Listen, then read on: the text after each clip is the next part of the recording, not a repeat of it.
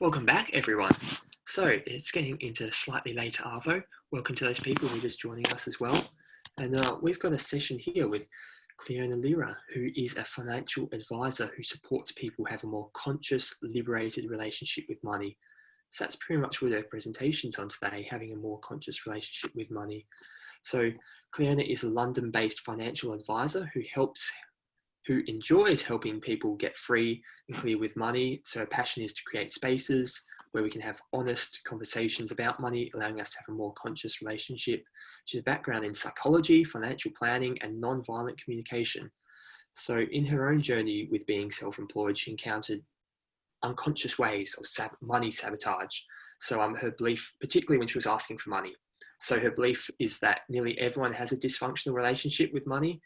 So it's also one of the last areas that's looked at in the self-development journey. So she's going to make it maybe not quite the last area today, I guess. So welcome, Cleona. Nice to have you. Thank you. Thank you. And thank you, everyone who's here, and especially the ones who have their video on. I know I keep my video off when I attend presentations, so I don't mind you having your video off, but it helps me to connect. It's a very big topic, and I want to have spaciousness in presenting it. You know, I don't want to feel any sort of scarcity of time.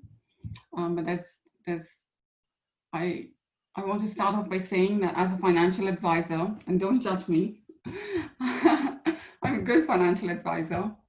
I have had so many money conversations with people, and money is something that can make people feel very small, very stressed, you know, very overwhelmed. And I always say to people, like, it's really easy to make decisions about money, but that's why I am in business, you know, because people are like, take this money and help me with it. I can't figure it out.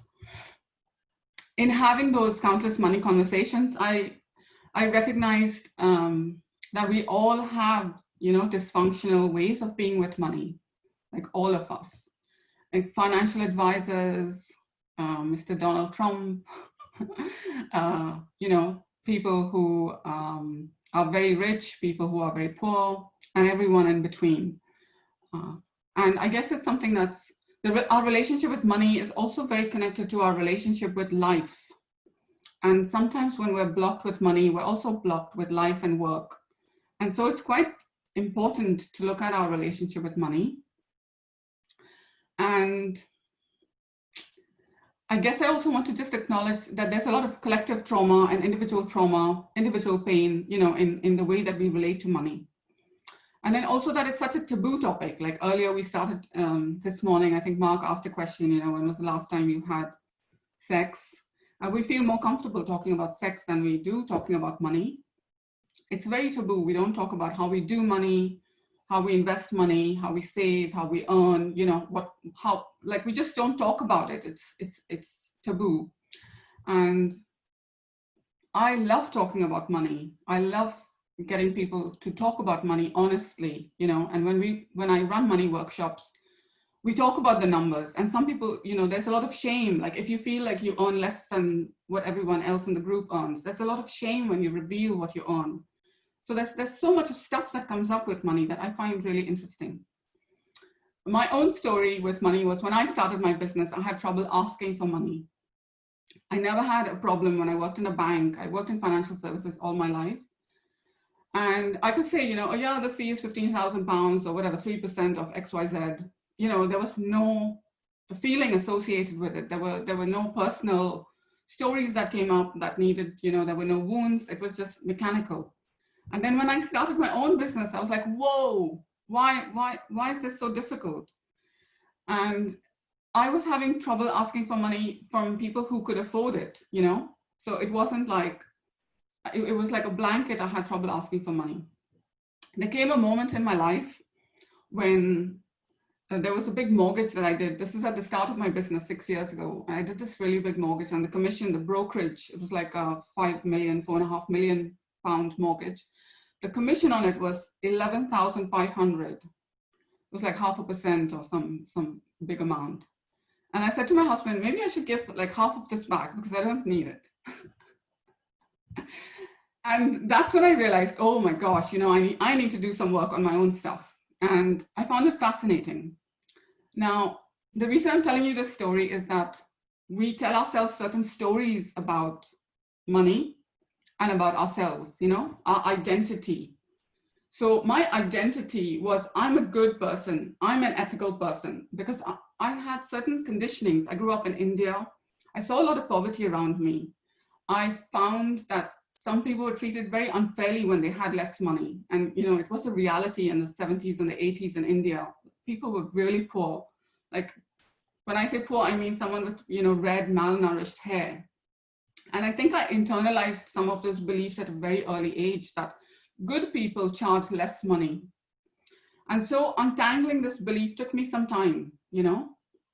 So now I believe that I can be ethical when I charge £10 an hour, and I can be ethical when I charge £5,000 an hour. What I charge has nothing to do with how ethical I am, but it took a little time to unpick that. And what I want to invite you to do today, and I realize I'm talking more words than I planned to, so let me take a breath, is to get curious about these stories that you tell yourself, that we tell ourselves. You know, I am like hardworking people make lots of money, you know. Not true. You can be really relaxed and work very few hours and still make lots of money. You know, whatever it is that you're telling yourself.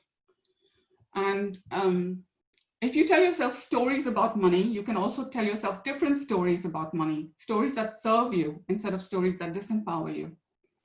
So why do I call it conscious money, the work that I do? Because a lot of these things are unconscious. You can't see them.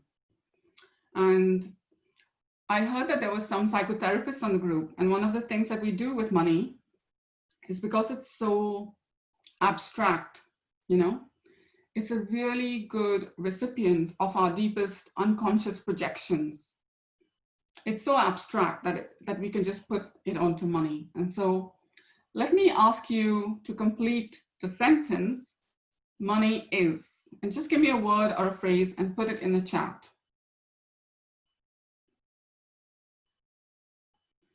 The first thing that comes to your mind.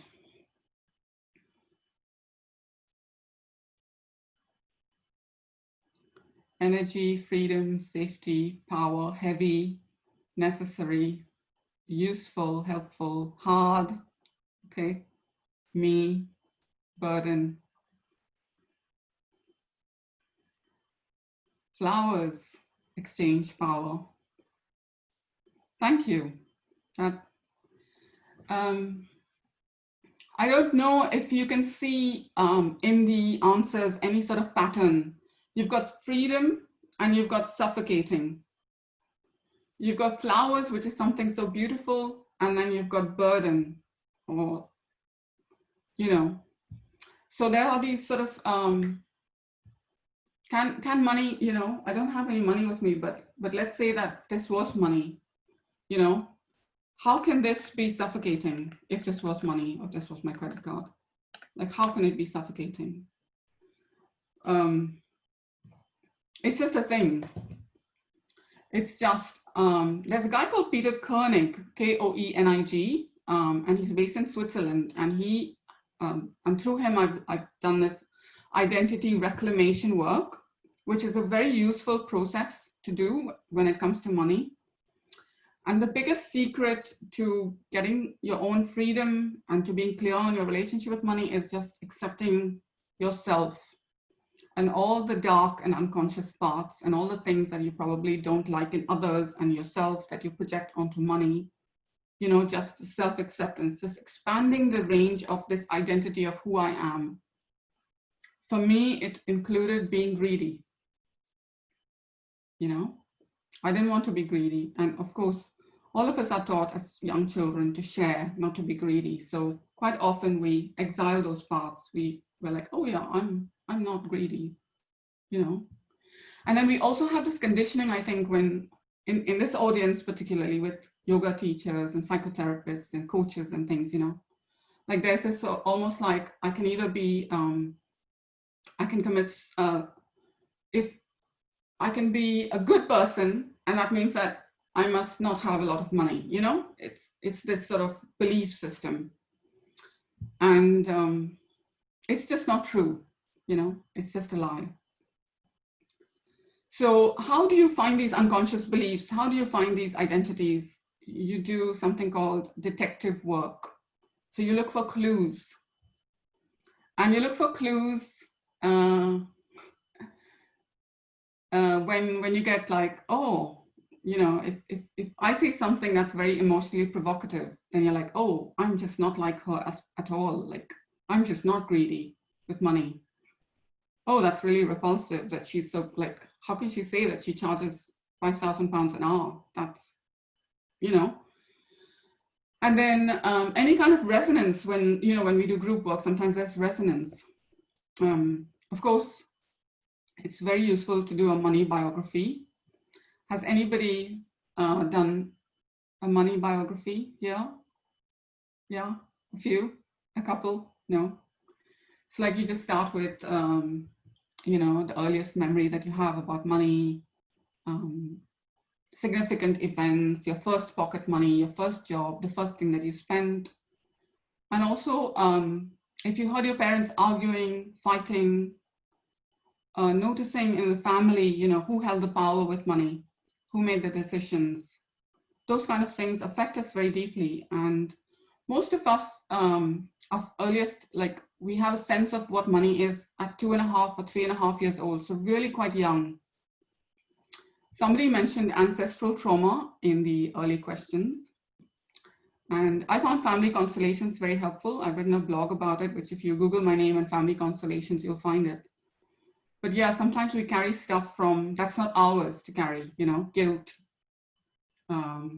perpetrator stuff. One of our grandparents maybe was involved in the trading of slaves or something. You can carry that, and it's not yours to carry. So, oh, I'm talking a lot, aren't I? Let me do a screen share, so I give you a little break.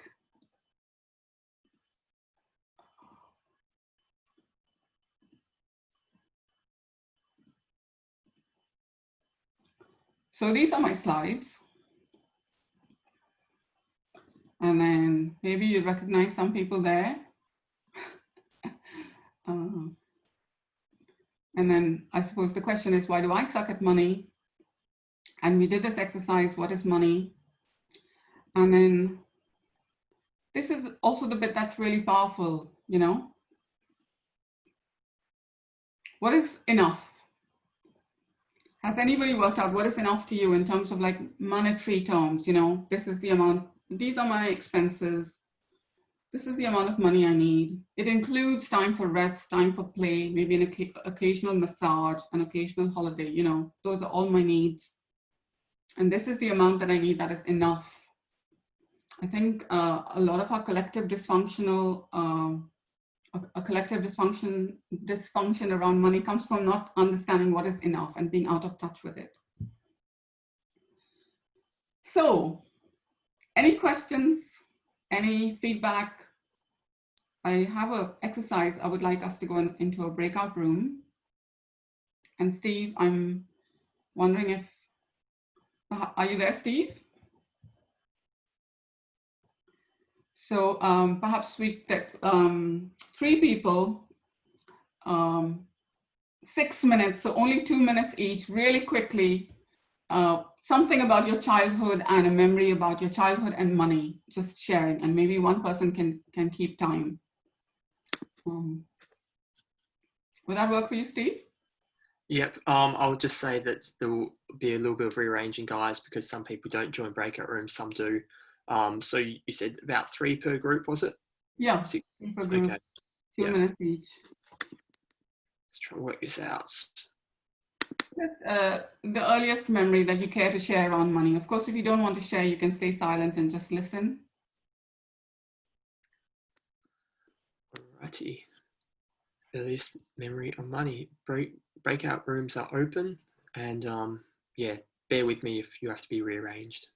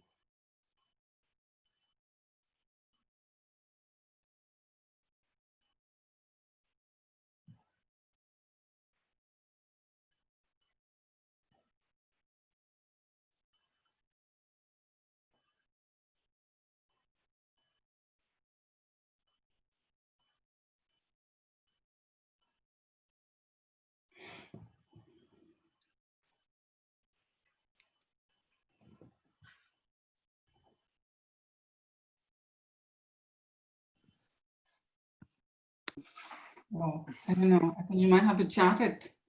It's a bit longer, the question, if it's okay to ask it like this. Is it? Yeah. Yeah. Okay, thanks. Yeah. So about relating to the value and the success and the amount of money, of how much is enough, and the family history, etc. Right? So if my needs are satisfied and with currently what I have, and then the Oh, sorry, Biljana. If your needs are satisfied with currently what you have, if you just put it in the chat, and then I'll. Yeah. Yeah. So somehow muted you for some reason. I'm not sure what happened. I realized that I told you in the group about enough, and then there's a really good resource, a book called Your Money or Your Life by Vicki Robin and Joe Dominguez, and it gives you a way to calculate your life, your time as life energy, a really sweet methodology. And the process is also free on a website called financialintegrity.org. I really like Vicki Robin. She's an environmentalist. She's been financially independent for 50 plus years. And she does a lot of good with her time. I mean, it's not free time, but it's time that she still works, but she doesn't necessarily have to work for money.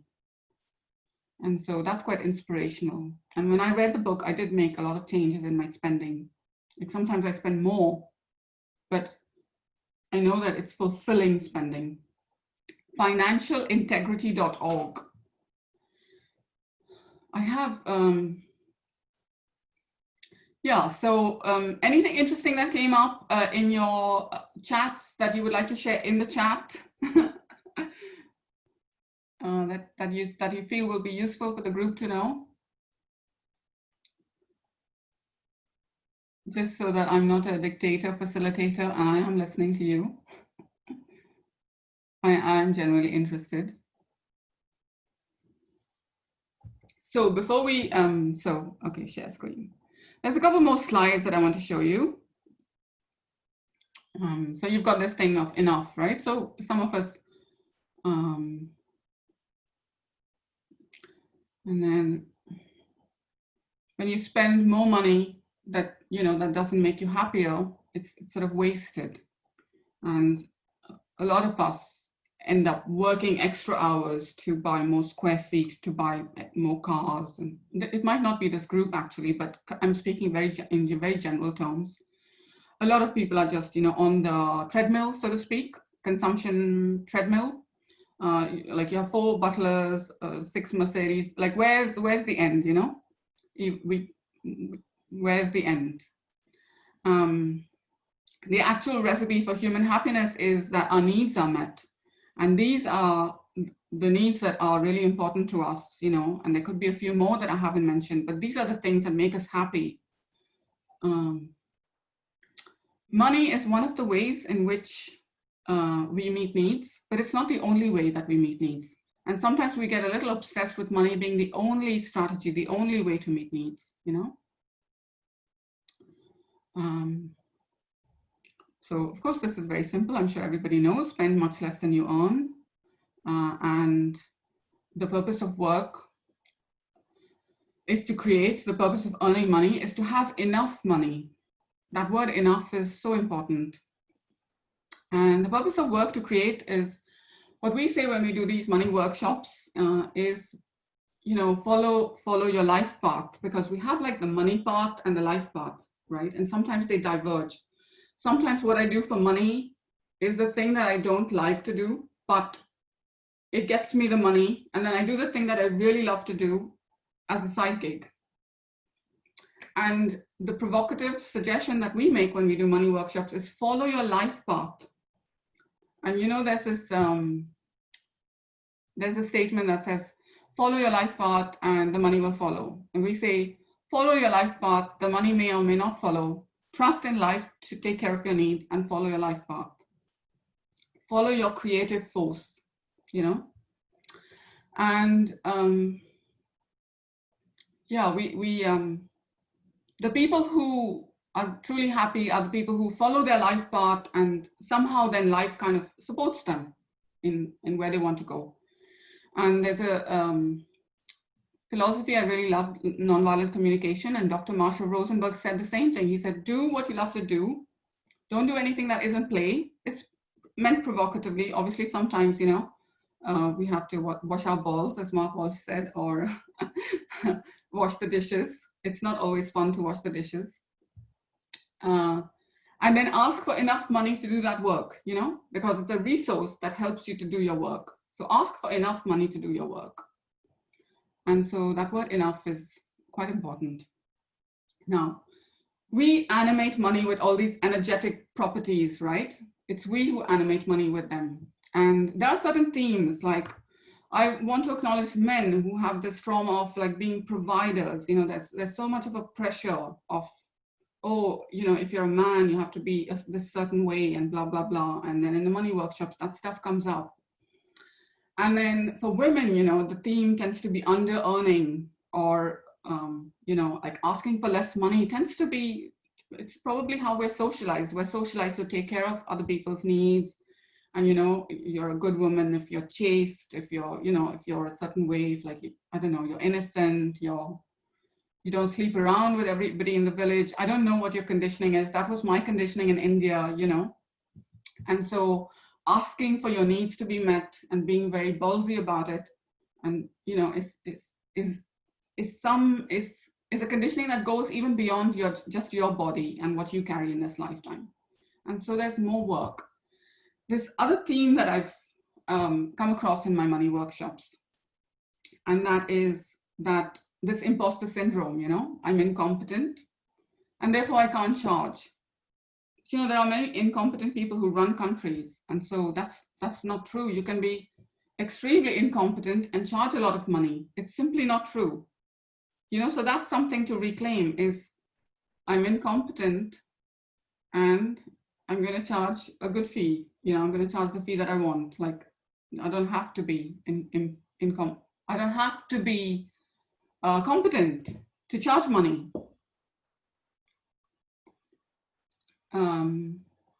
Yeah, so the work of Carl Jung, and I think there's Debbie Ford. She's written a book about shadow work. So shadow work is very, very useful with money reclamations, because you have to find all the things that you don't like about you and say, I am that. So I'm not good enough. I don't like to feel I'm not good enough. Well, anytime you resist any quality, then you will, you know, somehow or the other project it. And so if I can accept that I'm not good enough, then I have more power. I have become bigger. And so I'm not good enough, and it's okay. There's like a freedom in saying that. And what usually happens is there's also like some psychic energy and ripples of energy that you will feel in your body. It's an embodied practice. It's not something that's in the head.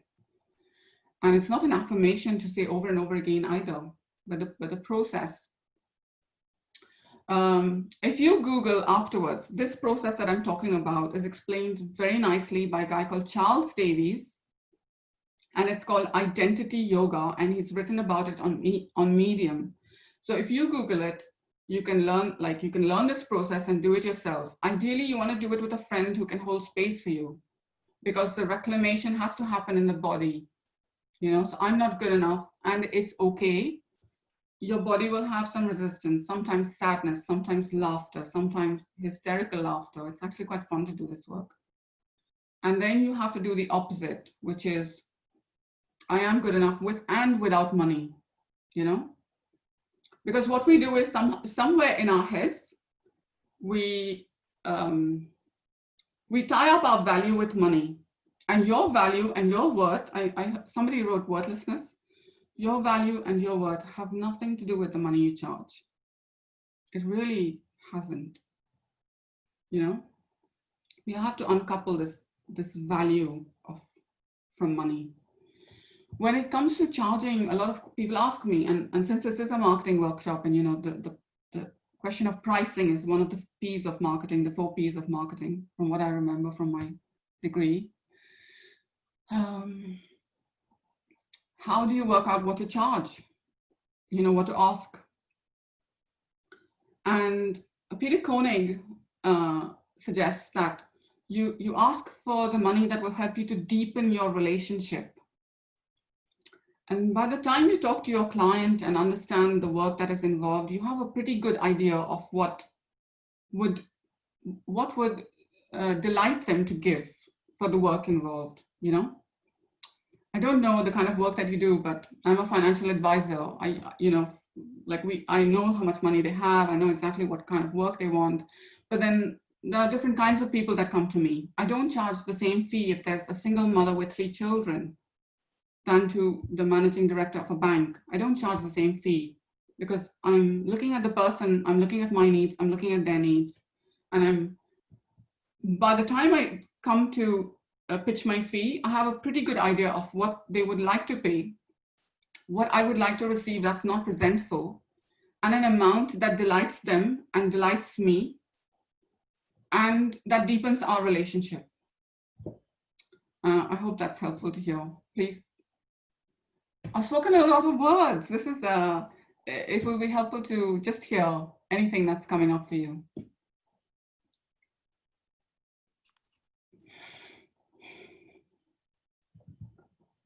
And I guess I have another sort of 10, 15 minutes. Yeah, I was just going to look through if there were a couple questions. They've kind of been lost. I should have been copying these elsewhere.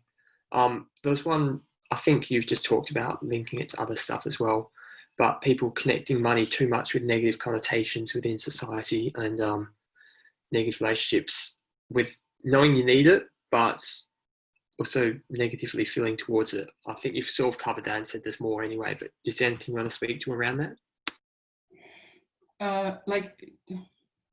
Basically, we can't do without money in our society, you know. There's a guy who wrote a book called The Moneyless Manifesto. His name is Mark Boyle.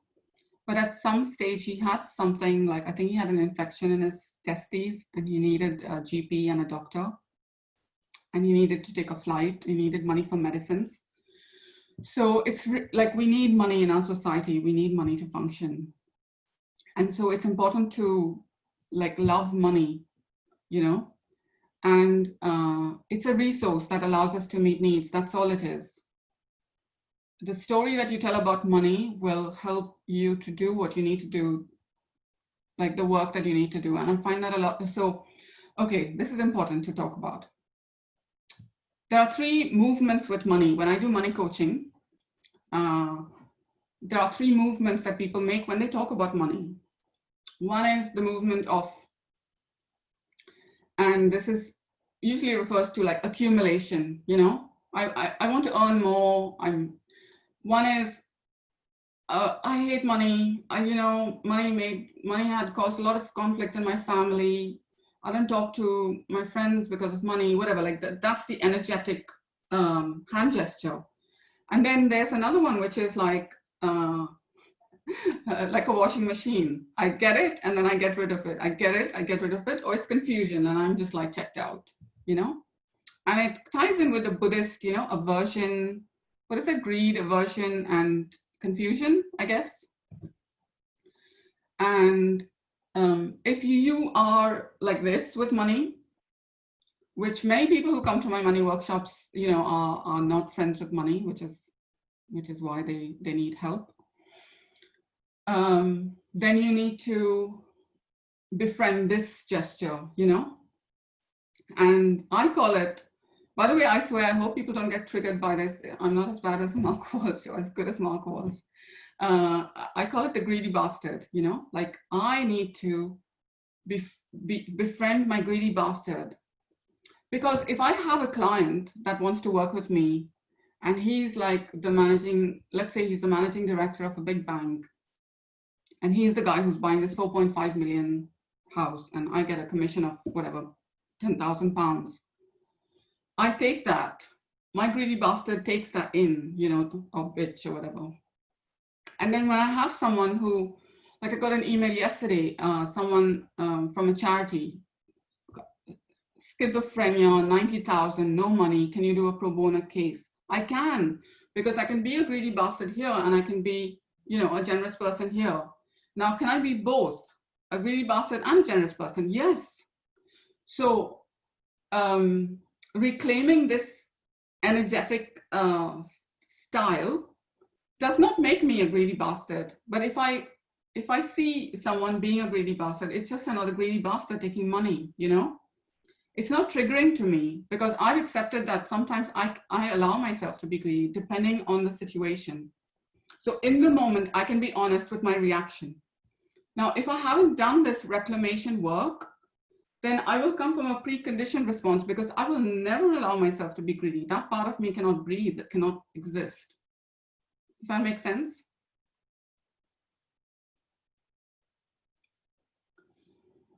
So, yeah, so money is a good recipient.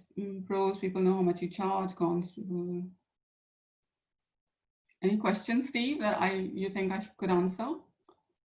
Particularly coming up, if people want to ask a question, either you can put it in the chat or raise your digital hand or something around that. There we go. Joanna has raised her digital hand. Is that okay for her to ask one?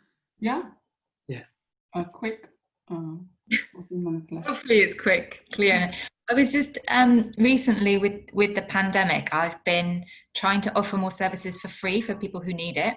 And I've been really struggling with people not valuing things that they're not paying for, because I think it's quite ingrained. So they are devaluing the worth of my services. I was just wondering if you had any thoughts about that. The practice of non-violence sometimes means that when you offer things for free, that you take the brunt of the generosity. And sometimes that means taking the disrespect and the lack of appreciation that comes with accepting things for free. And so if you do it knowing that that's part of the deal, then your expectations are quite low. And also systemically holding the view that people are so distrustful of free offers, because so many times we're sold to, right? We're sold to, and there's transactions, and you know, there's like lovely offers wrapped up in something else, and then we're like, oh, I got done again. So we're distrustful when someone offers something for free, a genuine offer coming from the generosity of your heart. Our hearts are not fully open to it. So for me, the practice of non-violence helps, as in I prepare myself that in this situation, I'm taking the brunt of that generosity, and it's probably not going to be a flowy, not even appreciation, you know, because you don't necessarily want money, but you want them to show up and to take it seriously. And that might not be the case. And perhaps to get like a friend to give you empathy around that, you know, so you get full up. So you're not giving from an empty place. Yeah, it's not easy to do that work. I do want to share a story of mine, which I feel will be helpful. I grew up in India. I'm the eldest daughter of a mother who was a single mother. At the age of 6, my 2 siblings and I, we moved from one state of India to another to move close to my grandparents. And in the house, besides the pig and the chickens and the other grandchildren and my grandparents' own children, were us 3 and my mom. And so my mom was looking for a place to stay. And this was like in the 80s, early 80s in India. So her criteria for this village in Goa was, I want a place with electricity and I want a place with no cow dung, because I don't want ticks to bite my kids. And she told and she was a school teacher. She told my grandfather the budget. And my grandfather said, that's never going to happen. You're never going to get a house. You know, you need to lower your expectations. And she was like, well, I'll write a letter and see what happens. There's a lady called Auntie Millie. I call her Auntie Millie. She had an empty house. And she said, you can move in and we'll settle the rent when I come down to Goa. She lived in Pune. She lived in another state. Long story short, Auntie Millie came, stayed with us, saw the conditions that we were living in, which were tough, you know. School teachers were not paid, like school teachers still aren't paid a lot. They weren't paid much in India in those days. And she said, you can live here rent-free. And until the kids have grown up, live here rent-free. All you have to do is take care of the house. It was a huge house, a huge living room, you know, enough space for all of us. Such a blessing. the story that, or the belief that I internalized from when that happened to me, and like when I was 6 or 7, was that life takes care of me and my needs. And the thing is, we're all born and we're all here. And when we were born without money and we were taken care of, you know? And so when people come to me, like, especially as a financial advisor, sometimes they have so much money and they're still anxious, like, will I have enough to retire? You know, blah, blah, blah, blah, blah. Well, just trust that life takes care of you, because it does. You know, I would like to leave you with that life really does take care of us. Yeah, I don't mean that in a spiritual sort of way. I mean that in a really pragmatic kind of way. So, questions or comments or anything? Yeah, a little bit sort of related to your stuff, I guess, is pros. A question that's been asked a couple of times: pros and cons of listing fees and stuff on websites. I guess there's probably discomfort around that, right? Yeah, I don't list my fees. I give people like a rough idea, because I practice nonviolent communication, and for me, I need to know the person's needs, and my needs, I don't have kids and stuff, so my needs are lower than maybe other financial advisors with kids. But it's really very, you know, some people like transparency and some people don't, and I guess it's whatever works for you, you know.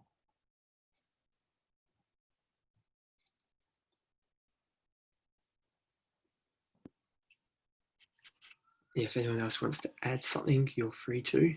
I'd seen Naomi had her hand, but she was one who also asked that question. Yeah, so she didn't have a question.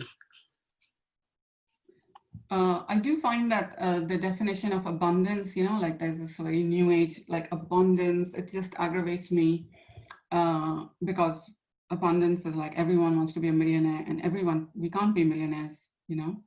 I like the nonviolent communication definition of abundance, which is about power. And power in NVC is the ability to mobilize resources to meet your needs. And you can meet your needs with and without money. So there are billions of ways to meet needs. Money is just one of them. That immediately puts me like, you know, just taking that viewpoint that I have many ways to meet needs, and, you know, money is one of them, immediately puts me in like an expansive state when I'm stressed out. And the second thing is that I have the power to mobilize resources. You know, I can ask a friend, I can talk to a coach, like what Mark was saying before. You know, have you asked a friend to lunch? Have you read a book? So I really like that definition of abundance. Yeah, I've seen a few things. Money. Sorry, I was just going to say, I have seen a few things where people are sort of private message as well as asking about that idea of like abundance and how much is it that you're actually trusting in the life process versus how much it is that you're actively doing stuff, and where do those things fit together. So yeah. I think you're covering that right. I guess you still have to like do your part, you know, what Mark Walsh referred to as be a grown up and do your part. Like my mom wrote that letter, you know, it didn't just, the house didn't fall from the sky. So you have to show up, you have to do your bit, you have to be sincere and genuine. In Arabic countries, they say, trust in God, but tie your camel up. Yeah. Like means so your camel doesn't run away. It's like, you still got to be sensible, right? Yeah. Might be jumping in clear. Yeah.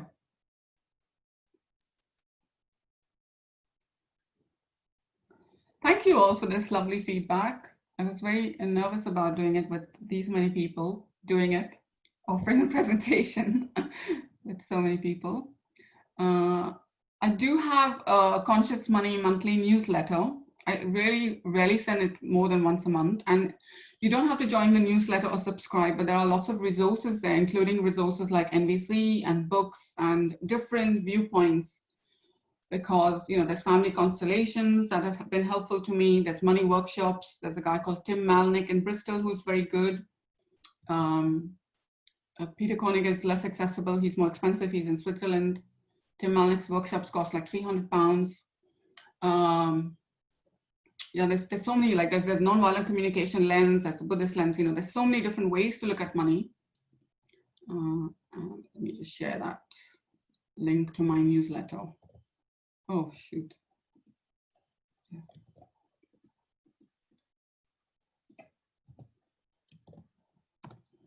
So I'll just put it in the chat. If you don't want another email, just look at the archives, because you can see all the resources there.